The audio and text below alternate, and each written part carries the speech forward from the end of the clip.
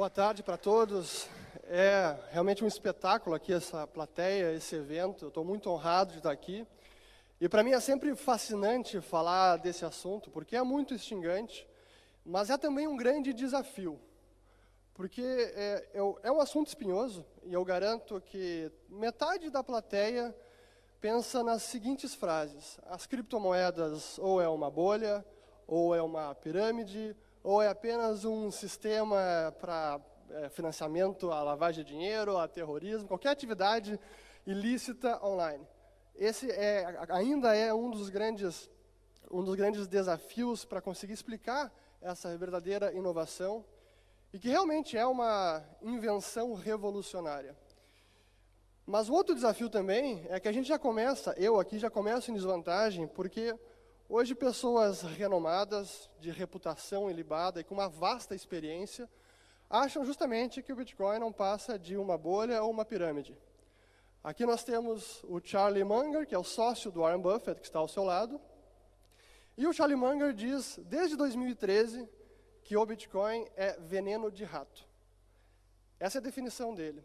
E essa frase ele disse numa entrevista que estava o Warren Buffett, o Bill Gates e o Charlie Munger na Fox Business, uma rede de TV americana. E a entrevistadora perguntou para os três: o que vocês acham desse tal do Bitcoin? Isso em 2013, então já faz 5 anos. E aí o Charlie Munger disse, sem sombra de dúvida, veneno de rato. A entrevistadora perguntou para o Bill Gates: e você, Bill Gates, o que você acha do Bitcoin? Eu acho que é uma força de tecnologia. E aí perguntou para o Buffett, em 2013. E o Buffett disse: eu não sei, ou o Munger ou o Gates tem razão. Eu não sei o que é. Mas hoje, o Warren Buffett também acha que é veneno de rato. Mas pior, ele disse que é veneno de rato ao quadrado. Isso ele disse essa semana, inclusive. Então, realmente, isso é um desafio adicional para conseguir explicar, porque eu estou aqui me colocando na posição de quem está desafiando o pensamento e pessoas com a experiência do Warren Buffett e vários outros grandes economistas que ainda dizem que não tem nada por trás, que apenas uma bolha vai estourar, alguma mania, as tulipas digitais. Mas, na verdade, que é muito mais do que isso. É uma invenção, uma grande inovação sem precedentes. E, na minha opinião, é a invenção mais importante desde a internet, a invenção deste milênio mais importante desde a criação da própria internet.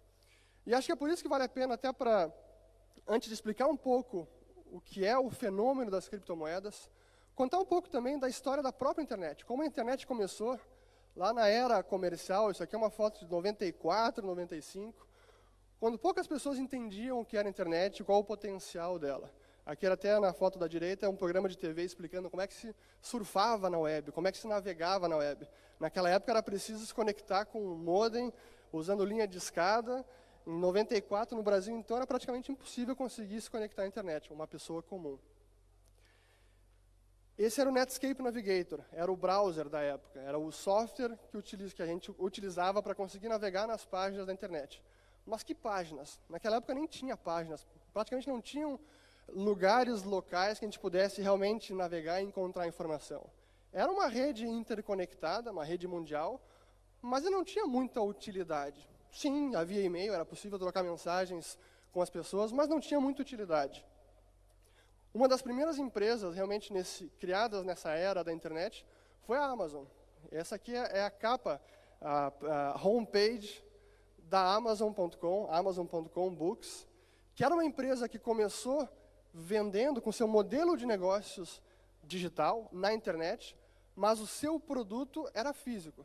Ela entregava livros, vendia pela internet e entregava livros na casa das pessoas. Isso foi a Amazon em 95. E naquela época, por ser uma rede aberta que qualquer um pudesse usar, a internet levantava uma certa suspeita e estranheza pelas pessoas. Aqui eu trago 2 capas de revista da revista Time, em 94, julho de 94, a da esquerda, e julho de 95, a da direita. E se dizia, esse é o estranho novo mundo da internet.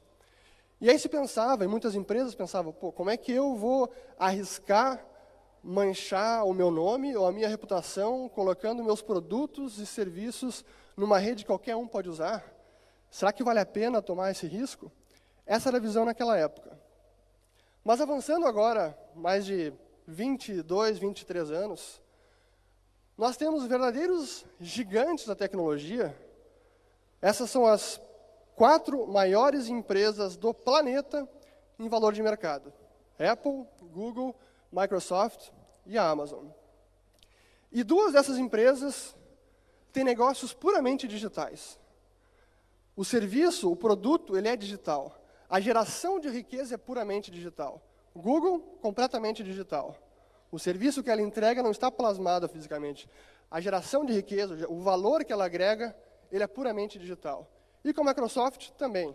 Mais de 90% das suas receitas e dos seus lucros advém de produtos digitais. E a Amazon, hoje, ela ainda entrega aí de tudo, desde livros, eletrodomésticos, qualquer tipo de produto, mas a maior parte do seu lucro, o negócio realmente rentável, é a parte digital, a parte de serviços em web digital.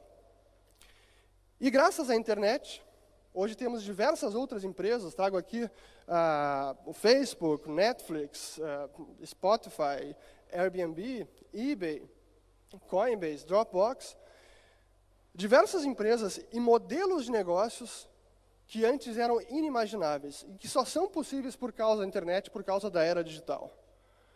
Mas quando a gente olha esse universo e o estágio que a economia hoje está, de negócios realmente digitais, de geração de riqueza puramente digital, a única coisa que realmente falta, a peça final, é o dinheiro. O nosso dinheiro hoje ainda é físico, o nosso é o cash, o dinheiro em espécie, é o papel moeda. Sim, temos cheque, temos cartões de crédito também, cartões de débito, mas ainda assim são dispositivos físicos para o ambiente digital. E quando a gente pensa hoje para fazer um pagamento na internet, onde a gente precisa utilizar os nossos cartões de crédito, digitar todas as informações contidas no cartão, até os 3 dígitos do código de segurança de trás, mais nosso endereço, nosso CPF, a gente precisa fornecer todas as informações nossas pessoais para poder fazer um pagamento pela internet, pelo meio digital. Será que isso realmente ainda faz sentido nesse mundo? Claro que nós temos internet banking, temos contas digitais, mas no final do dia, você pode ir lá no banco e sacar o seu dinheiro físico. O seu dígito eletrônico na conta de algum banco, o dígito e o saldo não é o dinheiro propriamente dito. O dinheiro é o papel moeda, é o cash. Então, essa invenção das criptomoedas, que começou com o Bitcoin, procura inovar justamente nesse ponto. E foi isso que o Satoshi Nakamoto, até hoje um misterioso criador desse sistema, do Bitcoin, publicou lá no dia 31 de outubro de 2008. Ele enviou uma mensagem para um grupo de discussão de criptografia online, onde ele dizia que estava trabalhando num sistema de eletrônico, num novo sistema de dinheiro eletrônico, Electronic Cash, que é completamente peer-to-peer, de ponto a ponto, sem um terceiro de confiança. Essa foi a invenção dele, foi isso que ele buscou introduzir ao mundo naquele momento, outubro de 2008. E uma das ideias, uma das inovações do Bitcoin é a ideia de escassez no mundo digital, de conseguir replicar a escassez no ambiente digital. E agora, para explicar um pouco o que são as criptomoedas, e é sempre necessário começar pelo Bitcoin, porque foi a primeira e foi o início de tudo. Eu vou trazer 3 conceitos para vocês. Não vou explicar no detalhe como funciona a tecnologia, porque senão vocês todos iam acabar dormindo aqui. E acho que não é nem o foco, é mais entender as repercussões, os principais conceitos dessa tecnologia. O primeiro conceito que eu trago é o conceito de ativo digital. Quando nós olhamos esse produto, esse colar de ouro, o nosso cérebro automaticamente intui e processa toda a quantidade de trabalho que está incorporada nesse simples objeto. Desde a extração do ouro, com todas as máquinas potentes para conseguir extrair ouro da terra, até a fabricação dessas próprias máquinas, o refino do ouro, o derretimento, depois até os ourives trabalhando para conseguir produzir essa peça, toda essa quantidade de trabalho está aqui incorporada. Então, esse simples objeto é uma prova de trabalho. Não é possível replicar esse objeto simplesmente dando um Ctrl+C, Ctrl+V, copiar e colar. Se a gente quiser produzir mais uma dessa unidade, desse colar de ouro, é preciso, sim, passar por todas aquelas etapas de extrair o ouro, de refinar, de derreter, até conseguir trazer nos moldes e produzir esse simples objeto. Então, esse objeto é uma prova de trabalho. Da mesma forma com as pirâmides. As pirâmides são também uma prova de trabalho e que está eternizada há milênios, porque não é possível replicar isso da noite para o dia. É preciso, sim, encontrar os blocos, as pedras, quebrar e conseguir construir. Até hoje não se sabe exatamente como elas foram construídas, mas exige, sim, uma grande força de trabalho. Então, as próprias pirâmides, a construção das pirâmides também é uma prova de trabalho. Aí a pergunta e a reflexão que eu trago é, seria possível termos também um objeto puramente digital, que é impossível de falsificar, que é impossível de replicar, que esse era o paradigma até então no mundo digital? É muito fácil copiar um arquivo de mídia, de vídeo, de música, de texto, é Ctrl+C, Ctrl+V. A replicação e a reprodução era a norma no mundo digital. Mas a introdução do Bitcoin conseguiu inovar justamente nesse ponto. Então, hoje a gente tem não apenas negócios digitais, o ambiente, o mercado digital, riqueza digital, mas também um ativo digital. Isso nós nunca tivemos antes na história da humanidade, um ativo realmente, um objeto que requer força de trabalho computacional, requer gasto de energia elétrica para produzir uma única unidade de Bitcoin. E hoje está na casa de milhares de dólares. E é impossível falsificar essa unidade de Bitcoin. É impossível replicar sem passar por todo esse processo custoso de força computacional e gasto de energia elétrica para conseguir produzir uma unidade de um Bitcoin. Esse é o conceito de ativo digital, é o conceito de escassez que, pela primeira vez, nós conseguimos replicá-la no mundo digital também, e não apenas no mundo físico. Esse é o primeiro conceito de ativo digital. O segundo conceito é de descentralização. E a descentralização no Bitcoin, nas criptomoedas, ela emerge de duas formas. A primeira, a própria arquitetura física da rede, porque não há um servidor central, não há um único ponto de falha. Aqui é apenas uma imagem ilustrativa para demonstrar como todos os nós da rede, todos os computadores conectados no sistema, são ao mesmo tempo cliente e servidor, para utilizar o jargão de tecnologia, porque não há um servidor central. Todos são iguais, peer-to-peer, entre iguais, uma rede de ponto a ponto ou peer-to-peer entre iguais. Então, essa é a arquitetura física. A outra descentralização, que é mais difícil de entender, mas é muito importante, talvez é essencial, porque é o grande pilar de segurança do sistema, é a descentralização política, ou a descentralização da governança do sistema. E para explicar isso, eu vou mostrar duas fotos, dois grupos de pessoas, e depois vou fazer uma pergunta para vocês. A primeira foto são os principais banqueiros centrais do planeta e ministros de fazenda das maiores potências do mundo. Eles são os donos das impressoras de dinheiro, das moedas de reserva mundial, como o dólar, como o euro, como o ien, a libra esterlina. Esses são os banqueiros centrais. Já esse outro grupo são os mineradores de Bitcoin chineses. Todos eles são grandes mineradores do Bitcoin. Eles que fazem o serviço de validação e registro das transações. Aí vem a pergunta, quando vocês olham esses dois grupos de pessoas, qual dos dois grupos inspira mais confiança? Uma pergunta talvez mais simples de responder. Com qual desses dois grupos vocês confiariam o dinheiro de vocês? Essa pergunta não é uma pegadinha, na verdade ela é muito importante. E é claro que o nosso cérebro automaticamente processa essa informação e vê esse grupo de pessoas, são pessoas bem vestidas, aparentam ser sérias, comprometidas, experientes. Já esse segundo grupo, pessoal aqui meio na adolescência, talvez, ou pós-adolescência, meio jogadão, não parece querer nada com nada. É claro que a gente confiaria no outro grupo mais.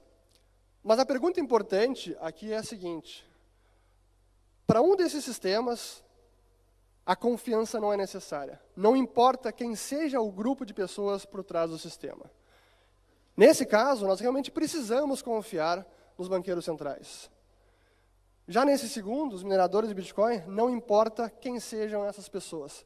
Poderia ser aqui os políticos mais corruptos do planeta, e nós temos vários aqui no nosso país, infelizmente, mas não importa, porque essa é a grande inovação do Bitcoin, esse é a grande quebra de paradigma porque pela primeira vez é possível alcançar a confiança entre atores totalmente desconhecidos e as regras do sistema incentivam o comportamento honesto.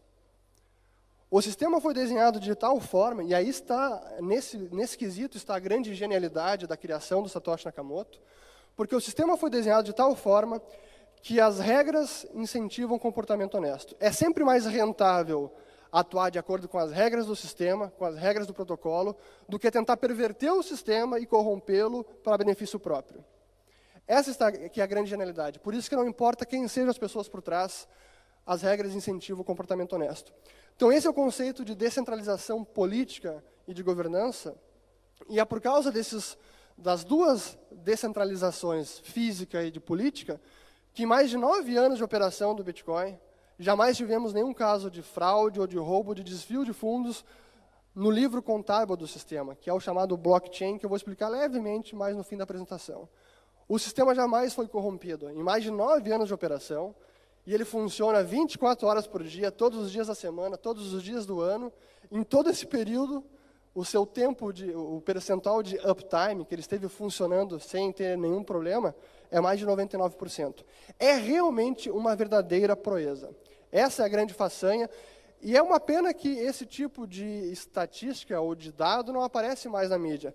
Não é o preço que oscila e que vai para cima, para baixo, estoura, sobe de novo.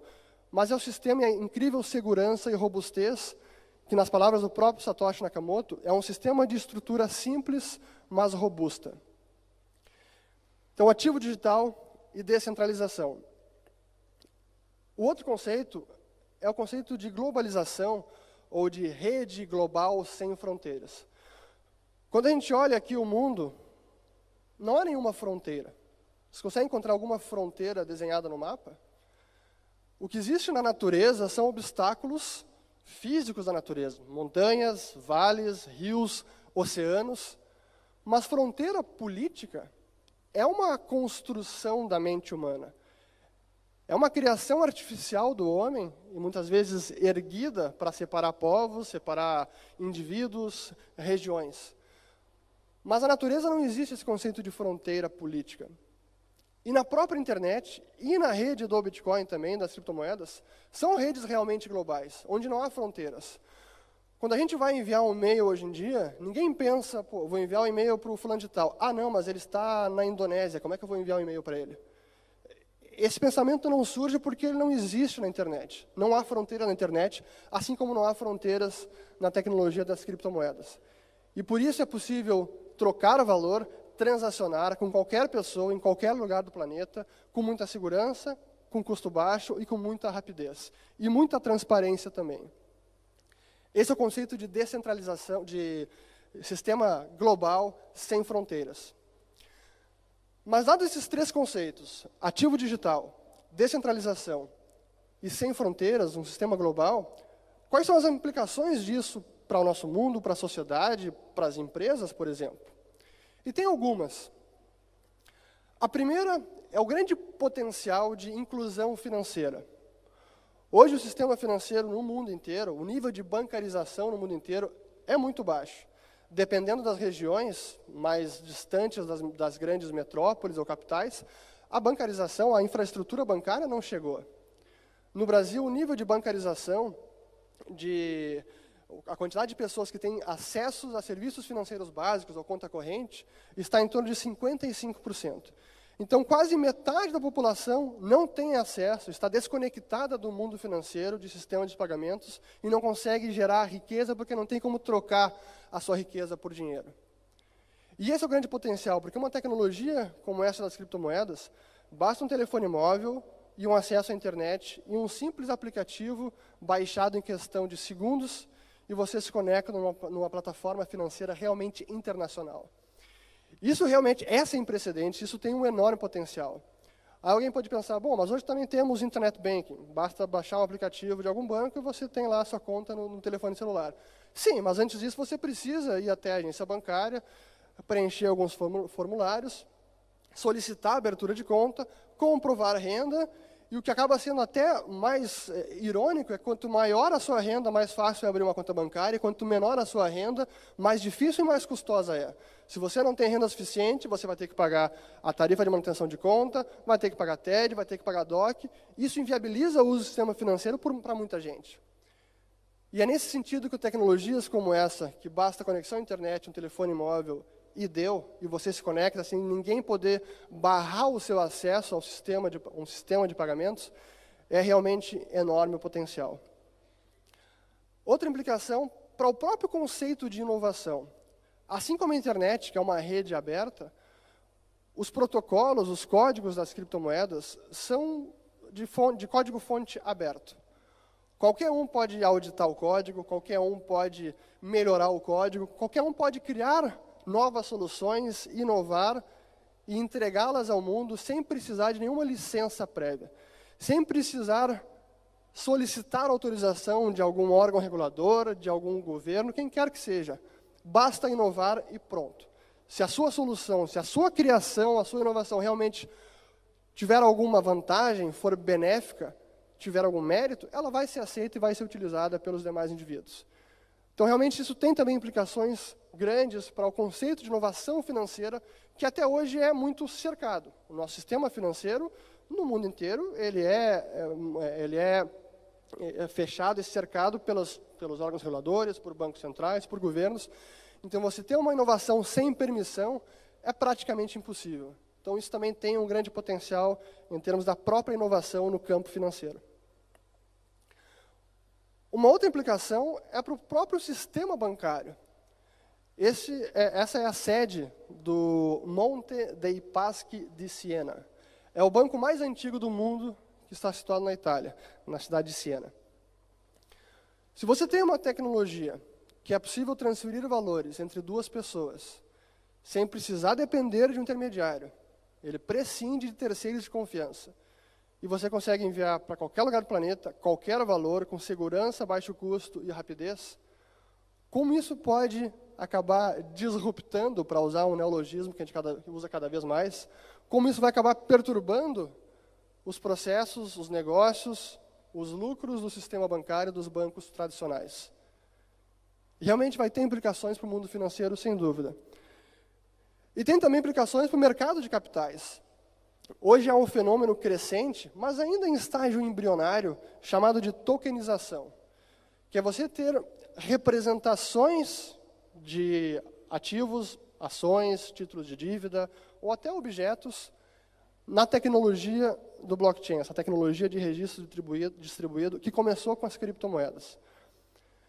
Isso tem implicações porque se você tem a possibilidade de criar uma ação ou de listar a sua ação, ter a sua ação dentro de uma tecnologia global, sem fronteiras, você pode acessar o mundo inteiro. E é por isso que vemos hoje a Nasdaq, a NYSE, a New York Exchange e vários outros players do mercado financeiro, do mercado de capitais, olhando para a tecnologia porque veem que tem muito mais do que apenas um dinheiro digital. Embora essa inovação em si já seja espetacular e muito transformadora, o dinheiro eletrônico. Mas vai mais, vai além disso. E esse é o potencial que eu trago aqui também, a implicação para o mercado de capital por meio da tokenização. E para as próprias moedas nacionais, se nós temos a possibilidade de ter um ativo digital, escasso, que pode ser transferido para qualquer pessoa, qualquer lugar do mundo, como isso vai impactar o próprio uso das moedas nacionais entre fronteiras? Hoje, a maior parte do mundo, em termos populacionais, quantidade de pessoas, vive um verdadeiro apartheid monetário. Controles de câmbio, restrições onde você não consegue transferir dinheiro entre fronteiras. E a tecnologia das criptomoedas está forçando os bancos centrais, os governos, a repensar os seus modelos e talvez até flexibilizar, por exemplo, as suas regras cambiais.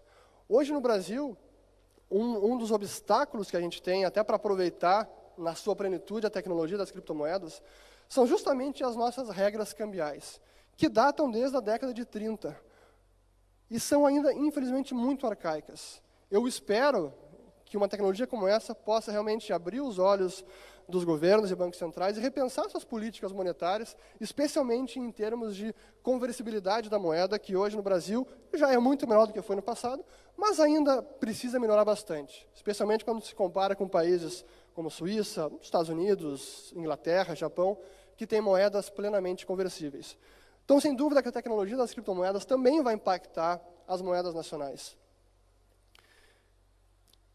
E há também o conceito de digitalização do dinheiro, que eu já falei, mas o conceito de dinheiro programável. E aí a gente entra num terreno talvez um pouco mais espinhoso, que não vai dar para a gente se estender tanto e aprofundar, que é o conceito de contratos inteligentes. Como o Bitcoin, as criptomoedas, são dinheiro programável, você pode ter mecanismos mais avançados de transferência desse dinheiro. Por exemplo, como se nós, com uma nota de R$50, conseguíssemos pagar uma pessoa, mas com uma cláusula intrínseca a essa nota, incorporada a essa nota, que a pessoa que recebeu o pagamento só pode gastar depois de 2 semanas, ou depois de 1 ano, ou depois de algum período de tempo decorrido. Esse é apenas um exemplo do que é possível fazer quando a gente tem o conceito de dinheiro programável. E no caso do Bitcoin, hoje já tem diversas soluções e possibilidades ainda mais sofisticadas de programar o dinheiro. E aí eu termino com essa palavra, que é o blockchain, que hoje ela acabou transcendendo, e hoje o blockchain sem Bitcoin jamais existiria. Ele nasce com o próprio Bitcoin, ele é o próprio Bitcoin, por dizer de alguma forma. Porque o blockchain como termo, a origem do termo, nada mais é do que o nome dado ao grande livro contábil do Bitcoin, que é um arquivo digital onde estão registradas todas as transações, desde a primeira lá da história do sistema, quando começou a funcionar em janeiro de 2009. E esse é o grande livro contábil que está replicado em todos os computadores dos usuários conectados a essa grande rede. E todo mundo mantém esse arquivo sempre atualizado e em sincronia com todos os demais. Mas esse é o termo que hoje se utiliza para denominar a própria tecnologia, como se a tecnologia genérica fosse blockchain e dinheiro eletrônico, um ativo digital, uma moeda digital, fosse apenas uma das aplicações. Mas a verdade é que o blockchain como tecnologia, ele vai possibilitar aplicações das mais diversas. Algumas eu tangenciei aqui, mas a gente consegue extrapolar para várias outras. E a gente entra num terreno da desintermediação, que é outra palavra-chave nesse mundo de criptomoedas, que é a desintermediação. Então, nós temos hoje aplicativos sendo desenvolvidos para desintermediar, por exemplo, o Uber. O Uber, que já é uma empresa que causa disrupção no setor de transporte, de mobilidade urbana, mas tem aplicativos que você pode compartilhar uma carona, você pode encontrar um motorista, um passageiro, sem precisar ter uma empresa por trás, sem precisar ter o middleman, sem ter o intermediário, aquele levando uma tarifa. Isso é uma desintermediação gigantesca. Ou então no marketplace, um Mercado Livre ou um eBay da vida, sem ter uma empresa por trás. Tudo por meio de aplicativos P2P, e que utilizam justamente as criptomoedas como forma de pagamento. E como essa, tem diversas outras aplicações. Notarização digital, registro de comprovação de existência de documentos, de contratos, identidades digitais. A gente poderia fazer um evento aqui inteiro somente para falar de outras aplicações dessa grande tecnologia. Para encerrar, uma última reflexão. Hoje, quando a gente pensa em internet, se a gente definisse internet simplesmente como é o correio eletrônico, é e-mail, todo mundo sabe que seria realmente seria subestimar e muito o potencial da rede. A internet é muito mais do que apenas um correio eletrônico. Mas lá atrás, em 94, 95, isso não estava tão claro. Não se sabia de que forma a internet realmente ia perturbar os incumbentes, os mercados já estabelecidos, os grandes players do mercado, e nem se sabia que tipos de negócios ela poderia possibilitar no futuro, como hoje a gente tem. Com a internet, com a ubiquidade dos telefones celulares, dos smartphones, vários negócios foram possibilitados que lá atrás, talvez nem em teoria, fosse possível imaginá-los. Hoje, com a tecnologia das criptomoedas, do Bitcoin, a gente estaria em estágio similar àquele da internet lá em 95. Hoje parece que simplesmente a única aplicação é um dinheiro eletrônico, um dinheiro digital, e eu não estou subestimando essa, é realmente transformadora essa ideia de um dinheiro puramente eletrônico, mas ela não é a única. E novos modelos de negócios vão surgir, novas empresas que hoje nós nem conseguimos prever que forma elas terão, mas sem dúvida que é uma revolução tecnológica, é uma grande inovação, na minha visão, a mais importante deste milênio, e vai impactar, com toda certeza, toda a sociedade e a economia. Muito obrigado.